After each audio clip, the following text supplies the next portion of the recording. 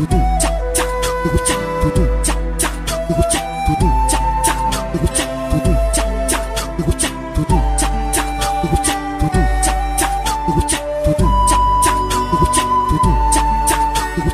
pessoal, tudo bem com vocês? Sejam muito bem-vindos ao Heavy Metal número 46. E hoje aqui comigo, nessa segunda-feira de banimentos, Álvaro França. Opa, não pode faltar, né? Sempre que tem banimento eu tô aqui, né? Álvaro França, se você não conhece, ele já participou de 1 milhão de Heavy Metals, mas se apresenta pra galera, cara. Então, meu nome é Álvaro, hoje eu tô como o único criador e editor do site Mind Gears, né? A gente é totalmente focado hoje no Pauper do Magic the Gathering, a gente só escreve artigos sobre esse formato. A gente tá hoje com uma série de artigos mensais que é o Meta-Análise, que fazemos um levantamento de como está o metagame do Magic Online de forma mensal, e eu tô tentando também manter uma rotina de artigos semanais. Então na semana passada eu já lancei um artigo falando sobre um estudo de caso com o Tron, pré-banimentos, né, levando em consideração os números que a gente tinha até o momento e fazendo uma estimativa de como que o metagame estava respondendo ao Tron e levando em consideração como que seria caso houvesse um banimento. E aí a gente está tentando manter esse ritmo de lançamentos semanais para tentar manter a marca mais ativa, né, manter o nosso site com maiores atualizações. Fora isso, a gente ainda faz o levantamento dos resultados de todos os eventos do mall, publico no Facebook, publico no Instagram, a gente tem um perfil no Instagram também que chama mind.gears, segue lá que tem todos os reportes dos eventos do Magic Online, e a gente faz também alguns reportes de alguns eventos independentes, tipo o Pauper Royale, que rola toda quinta-feira também. Então, nosso trabalho é todo focado no Pauper e estamos tentando melhorar aí para trazer o melhor do conteúdo para vocês. Antes da gente começar o podcast de hoje, claro, tem uns recadinhos rápidos. A gente tá no ciclo completo de Twitter, Facebook, Instagram, Twitch. Todos os links estão sempre na descrição, peço que você siga lá. Agora, não sei se vocês viram no Instagram, mas a gente tá com a parceria oficial com o Mind Gears aqui do Álvaro. E os links estão na descrição também, sempre, assim como os links da Pauper Guild. Eu não canso de recomendar que você siga a galera no Twitter, é uma iniciativa muito legal. E eles estão fazendo muitas promoções, muitos giveaways, estão organizando os novos campeonatos. Eles deram uma notícia hoje, inclusive no dia da gravação, que vão fazer um campeonato diferenciado, que vai escolher um período de tempo, tipo, vamos escolher 2015 e só vão valer cartas que foram lançadas em 2015 no Pauper. Eu acho que vai ser uma iniciativa muito legal, vai permitir que a gente jogue com alguns decks do passado, que não são mais válidos hoje, e com algumas cartas um pouquinho diferentes também. Então vale a pena olhar, galera. É isso, sem mais delongas, vamos lá continuar com o podcast.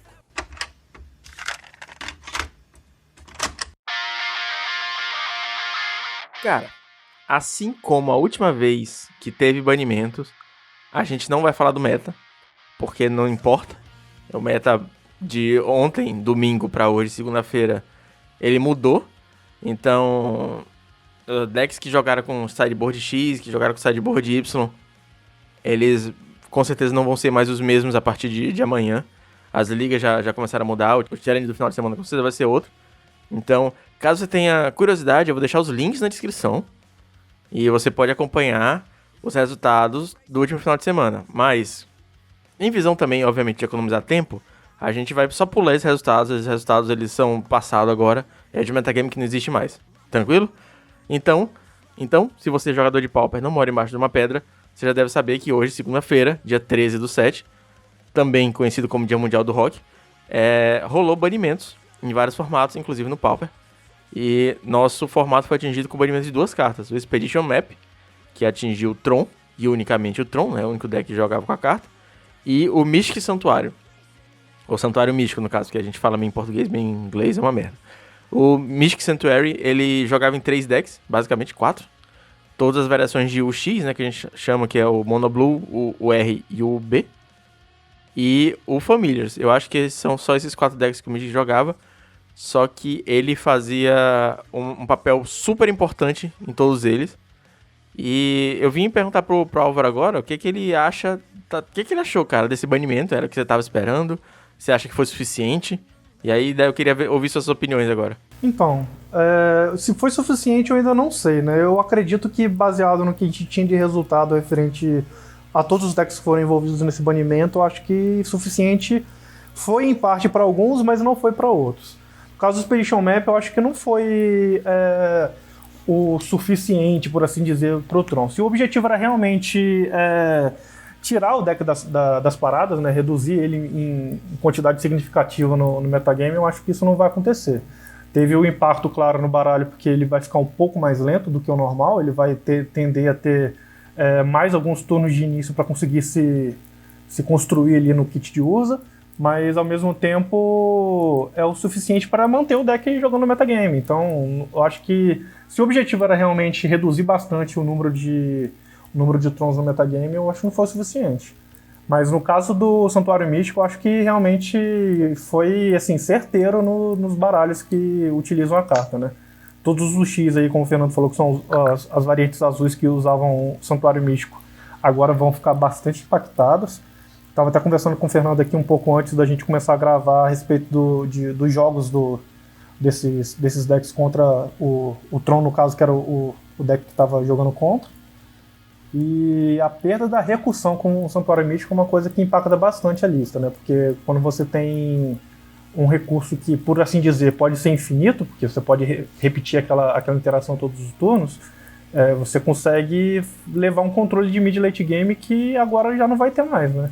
A gente perdeu aí nas variantes do X, dois fatores. O primeiro foi o Card Advent, que era mais claro com o Tragic Lesson e com o Santuário Místico, e a mecânica de recursão, que é você repetir essa jogada todo turno de forma que você consiga fazer com que o oponente fique escasso de recursos, mas você continue no jogo com os recursos que você vai acumulando até ele realmente ficar escasso.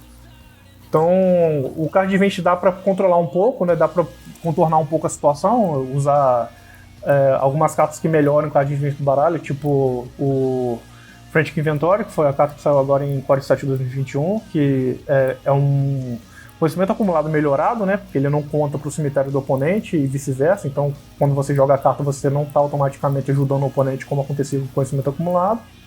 E outras cartas tipo Exclude também, que te dá um counter e compra uma carta. Então você acaba fazendo o oponente ficar no -1 porque ele perdeu uma carta, e você fica no 0 porque você gasta uma e compra outra, então você consegue repor o seu recurso.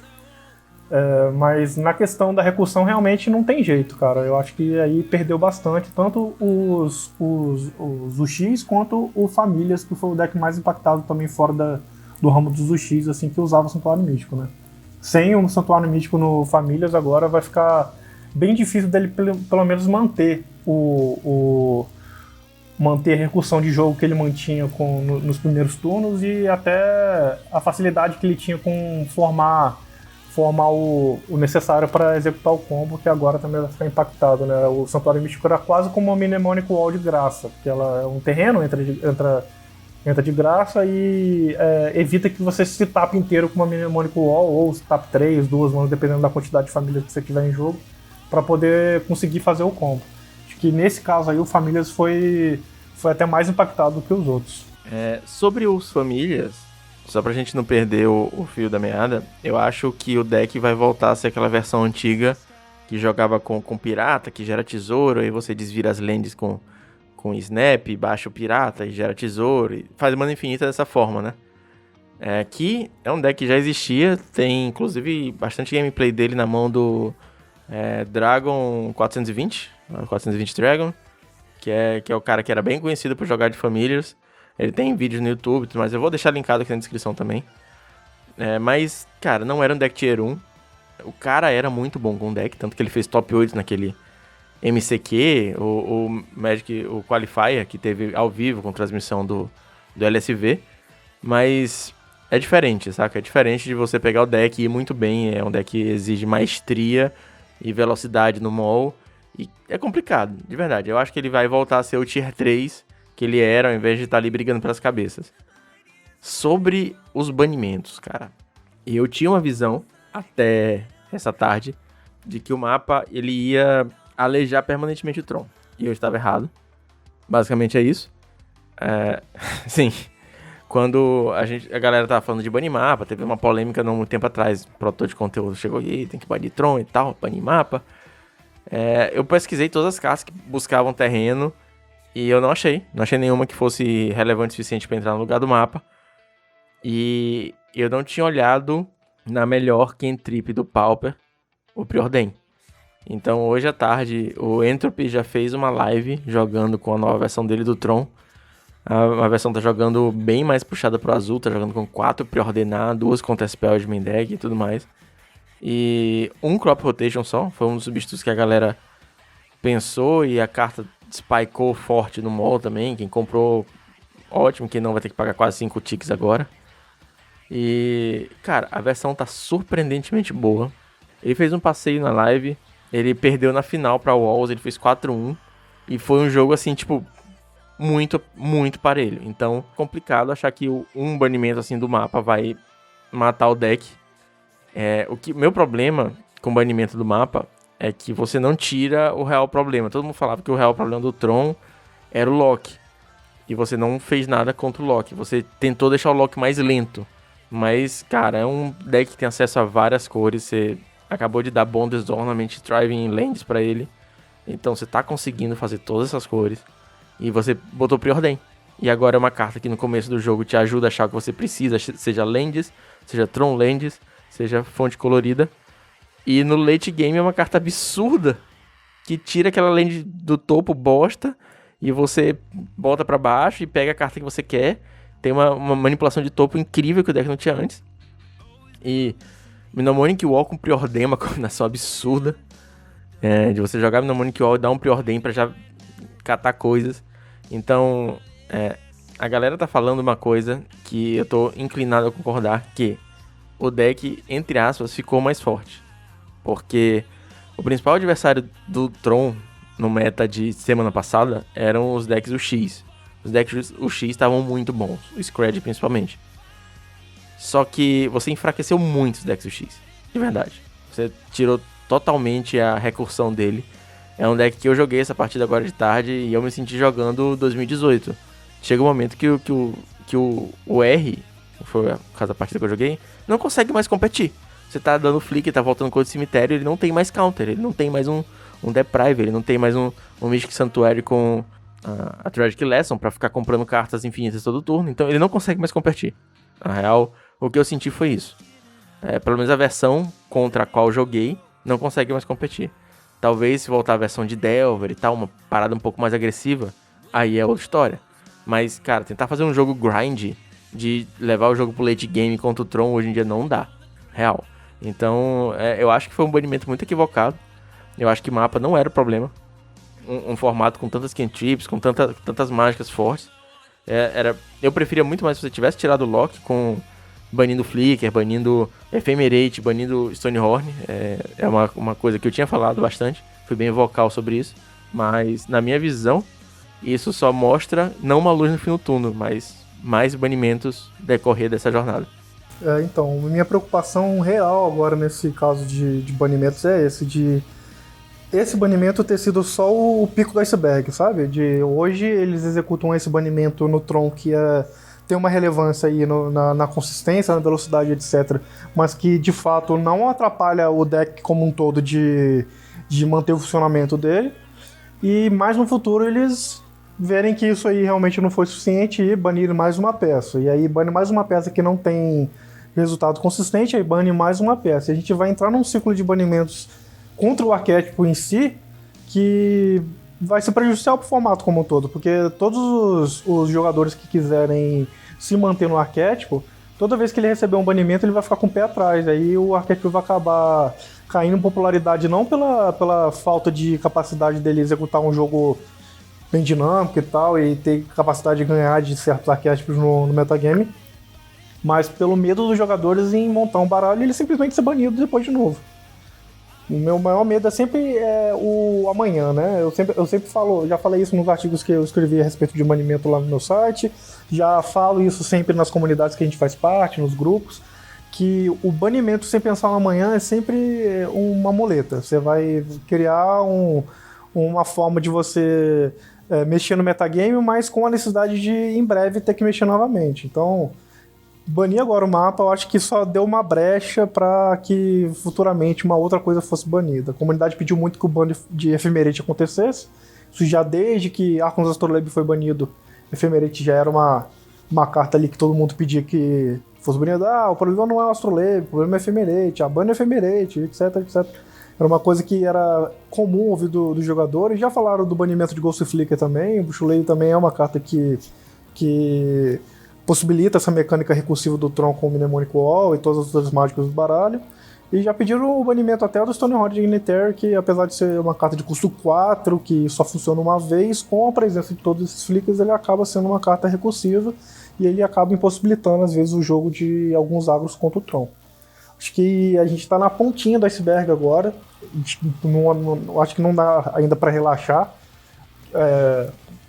Pode ser que aí, daqui a, 6 meses, 7 meses, 1 ano, a gente acabe vendo novamente um banimento no mesmo arquétipo e com a mesma justificativa que eles deram dessa vez, né? Porque quem não leu lá o artigo que sai com os anúncios do ban, lá eles dizem que eles queriam que o Tron fosse menos popular e que tivesse menos estabilidade e consistência. Então eles baniram o mapa para reduzir a consistência do baralho, ele ficar um pouco mais lento, e para ver se os jogadores desencanam, por assim dizer, de jogar com ele e acabem optando por jogar com outras coisas. E essa aí vai ser a justificativa que vai acontecer de novo. Se banirem Ephemerate, eles vão falar a mesma coisa. Se banirem Ghost Flicker, vão falar a mesma coisa.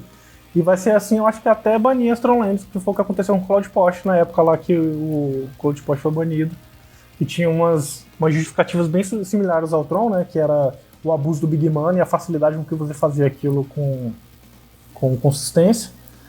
E é a mesma coisa que acontece com o Tron hoje e vai acabar acontecendo a mesma coisa que aconteceu nessa época. Então meu medo agora é realmente o futuro. A gente acabar vendo um banimento agora só para ver o outro mais tarde.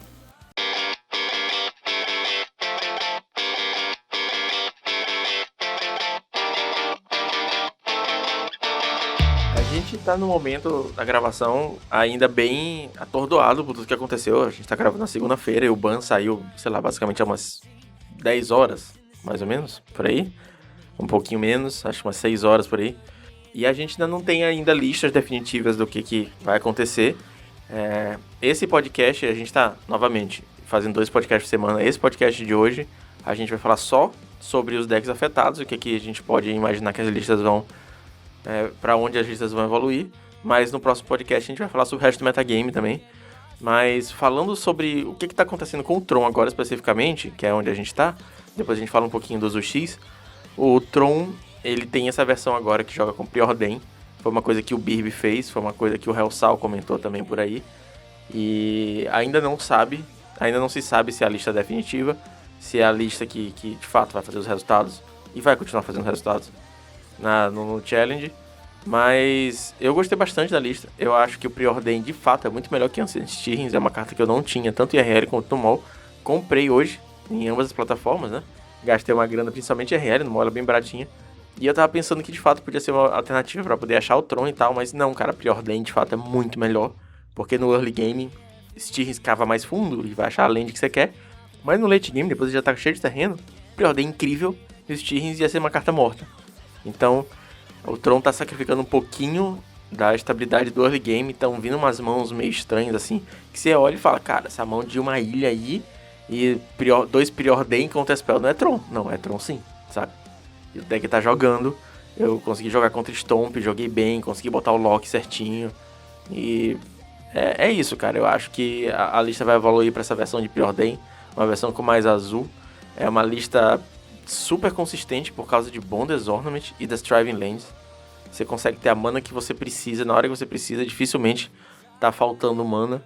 Então, na minha visão, essa é a versão do Tron e vai ser só um pouquinho afinada em questão de sideboard, em questão de algumas decks do main deck pra jogar contra o metagame que vai surgir ainda. O principal, acho que é o que você falou mesmo, né? A questão do Preordain.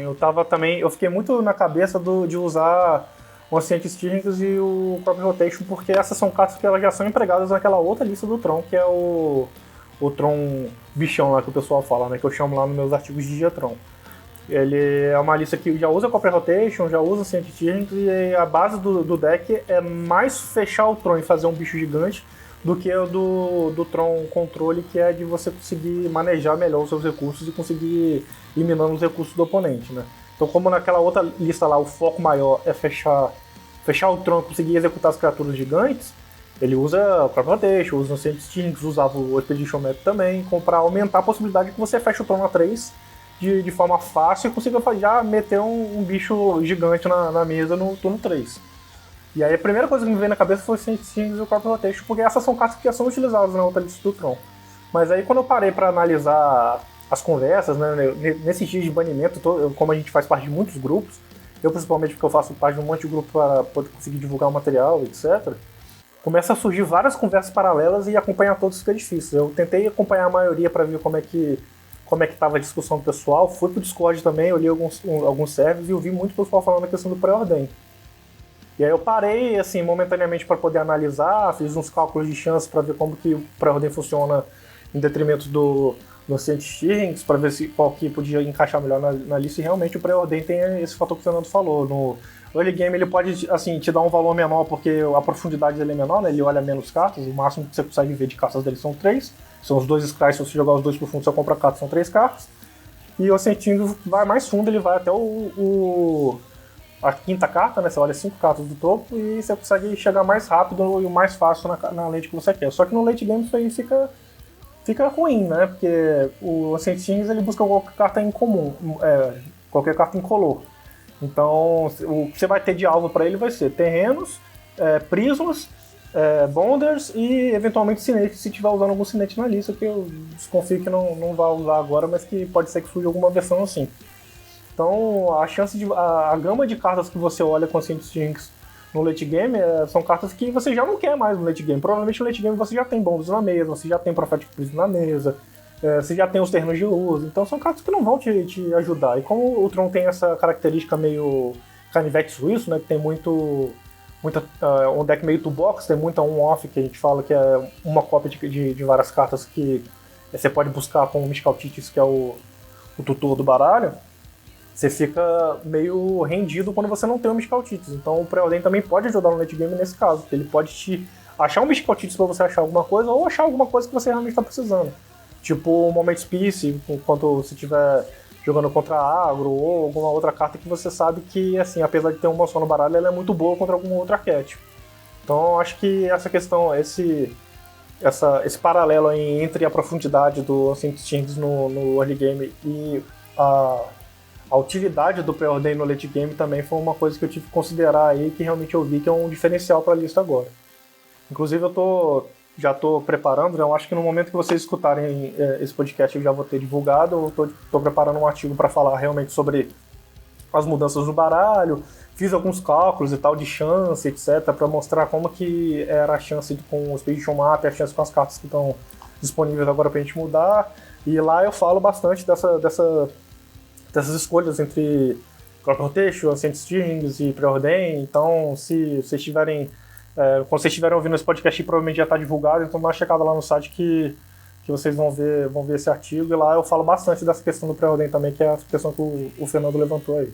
Sobre o R, os X todos no caso, que foram, na minha opinião agora, depois de ver as listas de Tron, foram decks muito mais afetados do que o Tron. Eu acredito que os URs vão voltar para as listas do final de 2019. Se você vê o post das listas top 8 do Nacional Pauper 2019, você vai ver que vários decks que fizeram top no evento não estavam usando o Mystic Santuário, apesar de ser uma carta que já existia na época. E eu vou tentar deixar linkado na descrição também, vai ter uma porrada de link, acompanhe lá. Que, por exemplo, a lista do primeiro lugar, que foi o Guilherme Antônio, ele estava usando um Santuário Místico. A lista do segundo lugar, que foi um R-Flicker, ele estava usando 2 Santuários Místicos, mas enfim, o R-Flicker a gente não tá estudando esse deck agora. Agora, o terceiro e o quarto lugar, que foram outros, o R-Scred, o do Purga e o do Igor Grécia, nenhum dos dois estava usando o Mystic Santuário, né? Eles estavam usando Delver, e todos estavam usando, né, o set de Delver. O Purga estava usando Conhecimento Acumulado, e o Igor Grécia nem isso, ele estava usando Estalo, estava usando mais Raio, estava usando Tempestade Cerebral, Preordenar, Ponder e Curfield Main Deck. Então, são abordagens que a gente vai ter que começar a ver agora. Eu acredito que listas de UR vai ter que ter Delver.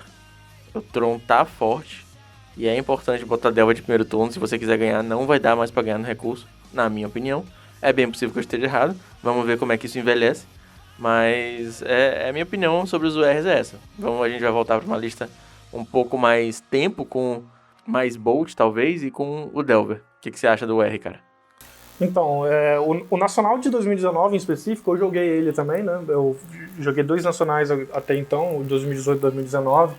E apesar de eu não ter ido muito bem em nenhum dos dois, eu usei muito da oportunidade de estar no evento para poder entender como é que é a mentalidade dos jogadores que estão fora do meu metagame local, né? Então eu conversei bastante com os jogadores lá, conversei com os caras também que estavam jogando de UR, acho que não especificamente os que foram até o top 4, eu acho que até com o campeão eu cheguei a conversar um pouco, mas foi uma troca de ideia rápida, foi mais uma conversa paralela com outra pessoa. Eu conversei bastante com os que estavam jogando de UR próximos de mim, assim, nas mesas próximas da minha mesa da rodada. E eu vi que a maioria realmente não estava usando o Santuário Místico. E essa questão do Santuário Místico, ela meio que começou a brotar na cabeça do brasileiro nesse evento. Porque eu vi que, assim, depois que o pessoal já tava jogando, o torneio já tava rolando e tal, entre as partidas o pessoal tava conversando, eu via muito o povo falando, pô, cara, você viu aquela interação do Tragic Lesson com o Santuário Místico? Pô, isso aí vai ser uma máquina no R, cara. Não, a gente tem que abordar isso aí, eu já coloquei aqui pra colocar na minha lista depois do evento. Vai ser animal, não sei o quê. Pô, tem Deprive também, cara. Pô, Deprive já roda algumas listas aí, o Santuário vai ficar então melhor ainda. E eu vi que os jogadores estavam abrindo os olhos pra aquela mecânica naquele momento. E daí pra frente a gente começou a ver mais decks, né? Eu acho que justamente nesse evento eles começaram a abrir mais os olhos, porque tinha acabado de acontecer uns eventos no mall e tinha aparecido algumas listas já com o Santuário Místico. E aí realmente o pessoal começou a abrir um pouco mais os olhos, mas como estava muito recente, o Nacional era naquele dia, não tinha como mudar, né? Eles só optaram por jogar sem para não prejudicar as estratégias que eles já tinham treinado para jogar o evento. Mas acabou que foi uma carta que foi crescendo em popularidade, ela foi entrando em alguns decks azuis, começou no R-Scred, depois já começou a aparecer no Mono U também. O B voltou, o B que estava falecido, já enterrado há algum tempo, o Carlos trabalhou bastante nessa lista com Matana na época. Eles começaram a mexer e tentar melhorar a lista e tal, incluir o Santuário Místico na lista, a lista ficou melhor ainda do que ela estava. E era uma mecânica que claramente mostrava que o azul realmente marcou muito forte no Pauper, né? Não que eu ache isso ruim, eu realmente não acho. Acho que eu vejo muito jogador reclamando, porque o azul é muito presente no Pauper.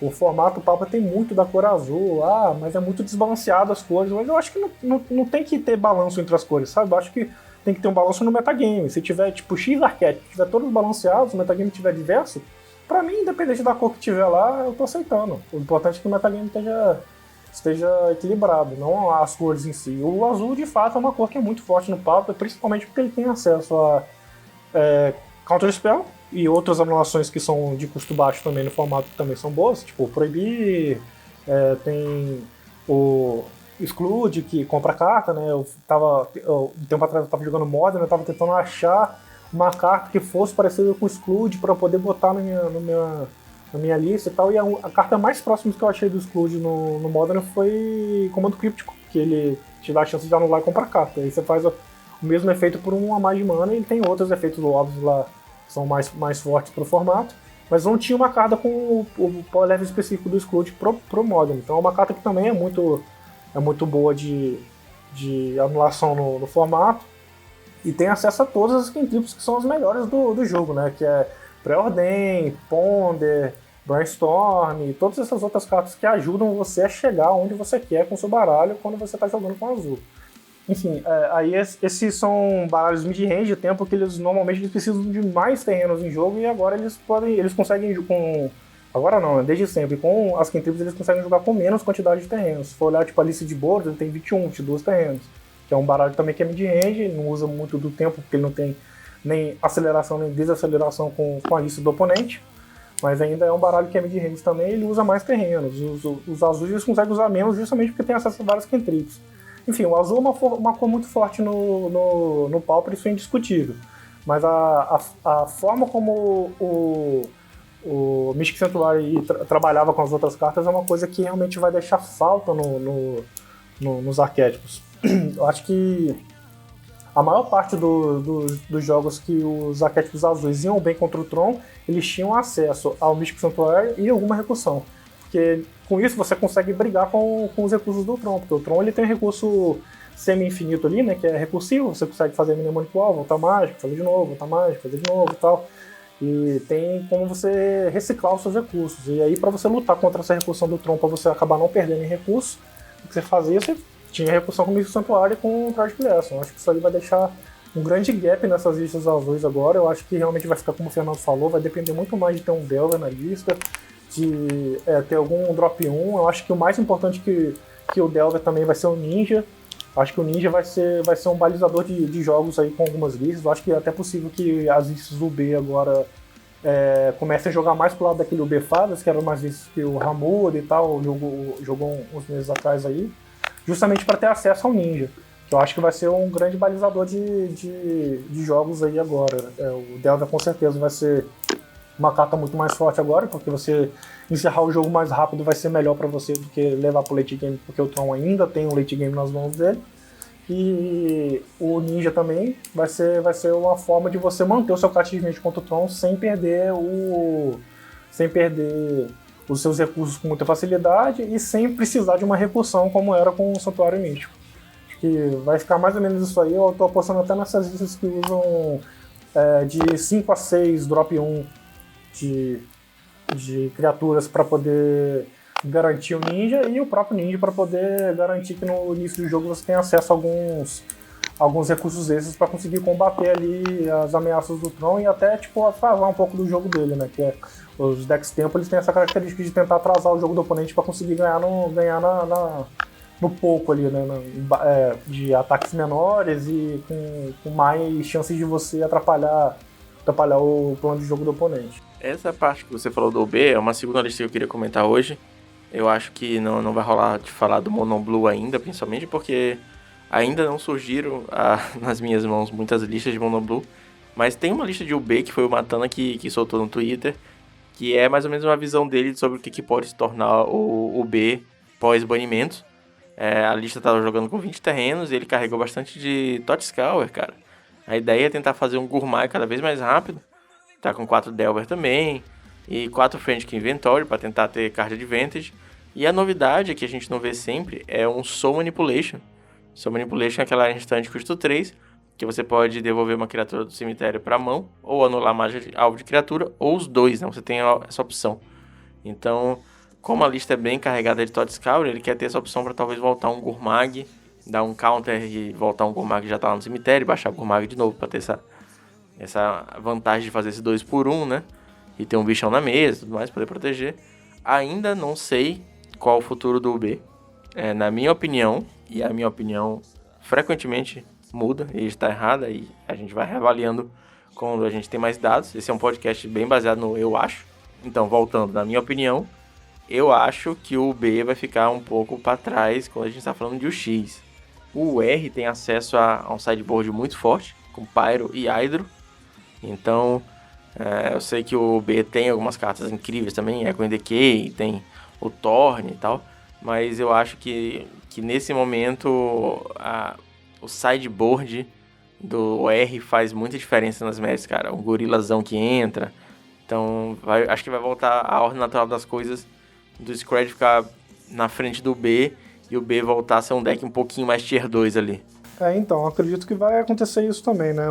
Como o Fernando falou aí, o acesso do side do R é bem melhor do que o do B nesse metagame mais diverso, né? Você tem acesso não só para Blast e Hydro Blast, que foi o que o Fernando citou, mas a Gorilla Xamã também, que é muito importante na match contra Affinity, que é um jogo bem complicado aí pro R.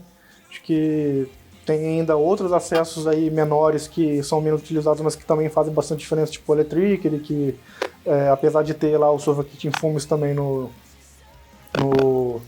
B, o Electric é um custo menor e funciona bastante contra elfos, contra esses agros que tem criaturas menores. E tem Swirling Sandstorms, que funciona bastante contra os agros que tem criaturas maiores, tipo Slivers, Stomp. Enfim, tem acesso a várias cartas ali que o B às vezes falha em ter. Então, acaba até que concordo com o Fernando nisso aí. Eu acho que o B ele vai ficar um pouco para trás nessa questão do X aí. E pode acabar caindo como um deck tier 2 mesmo. E me deixa muito triste porque eu tinha acabado de fechar o meu no mall. Tava já me programando para jogar algumas ligas na próxima semana com ele.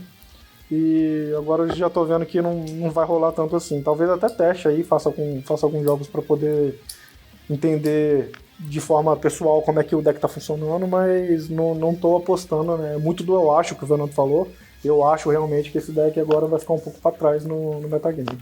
Eu acho que por hoje é mais ou menos isso. Essas foram nossas primeiras opiniões no calor do momento. A gente tá gravando isso hoje, segunda-feira, dia 13, já falei. E, obviamente, nas próximas semanas, a gente vai dar muita atenção pro que tá acontecendo no metagame. Vai estar olhando tanto eu aqui no podcast, quanto o Álvaro nos artigos. Eu acredito que vão ser algumas semanas muito ricas de conteúdo, tanto da nossa parte, quanto da parte de outros produtores também. Já teve vídeo de bastante gente falando sobre o que rolou. O Martinez fez um react, o Weber também gravou sobre as opiniões dele, o Exilene escreveu um artigo. Então tem muita gente com vários pontos de vista diferentes. Eu aconselho você que está ouvindo a não se deixar levar por nenhuma.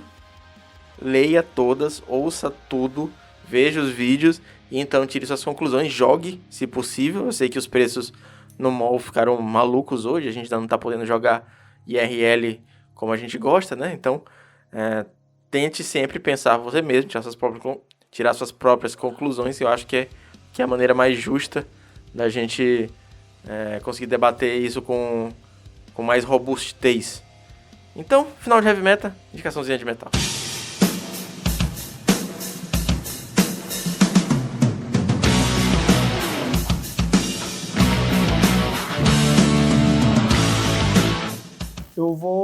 Hoje eu vou recomendar mais uma vez Iron Maiden, porque eu estou muito focado no Iron Maiden ultimamente.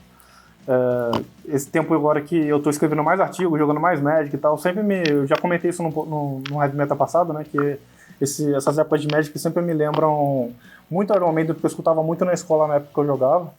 Então eu vou recomendar The Prisoner do Iron Maiden, que é uma música também que eu gosto bastante aí da setlist deles e eu tenho escutado bastante aí nesses últimos dias.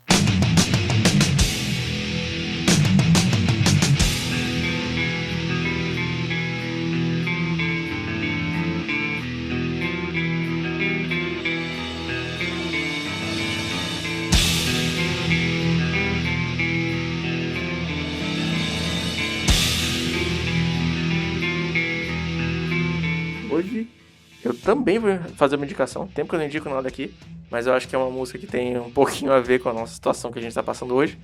O nome da música é Harvester of Sorrow, do Metallica, o colhedor de tristezas. Então tem um pouco a ver com o choro da galera sobre os bans, ou sobre a falta deles. Muita gente queria um ban muito mais severo, mas fica a indicação das duas músicas aí, só metal de qualidade aqui no Heavy Metal. Senhor Álvaro, muito obrigado pela sua participação hoje. É sempre incrível ter você por aqui. É isso aí, gente. É sempre uma honra fazer parte aqui do Heavy Metal com o Fernando. E agora com a nossa parceria oficializada aí, a gente pode fazer ainda mais episódios juntos. E isso vai ser sempre uma honra pra mim, porque, como eu sempre falo lá nos grupos que a gente faz parte, Heavy Metal é o melhor conteúdo pauper em podcast que a gente tem no Brasil. E sempre que a gente tiver essa qualidade, vai ser sempre melhor. Muito obrigado para você que acompanhou aqui até o final. Não esqueça de dar uma olhada novamente nas mídias sociais, as minhas e as do Álvaro e a da Pauper Guild, e os links que a gente comentou, tá tudo na descrição. E eu vejo vocês mais pra frente na semana. Valeu, falou.